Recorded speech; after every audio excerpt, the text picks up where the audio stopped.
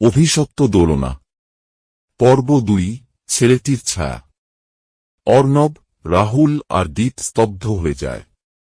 তাদের ঠিক সামনে দোলনার আশপাশের বাতাস ঘন কালো হয়ে ওঠে, আর হালকা ধোঁয়ার মতো কিছু একটা গঠন নিতে থাকে।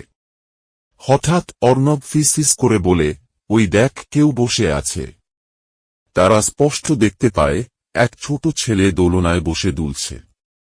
তার মাথা নিচু, চুলগুলো এলোমেলো, গায়ে ছেঁড়া পোশাক। হঠাৎ সে মুখ তোলে।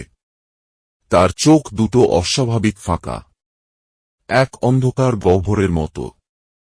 ছেলেটি এক ঝটকায় উঠে দাঁড়ায়, দোলনাটা বিকট আওয়াজ করে থেমে যায়।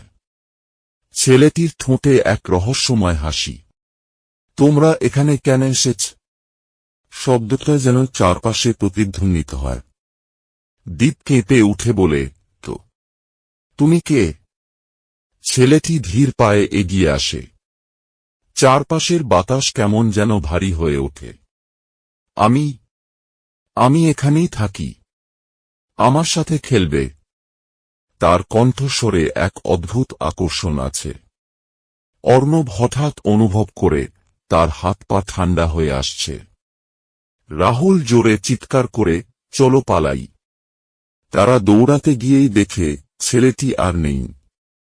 কিন্তু হাওয়ায় যেন ফিসফিস করে কারো শব্দ ভেসে আসে। তোমরা ফিরবে, আমি জানি।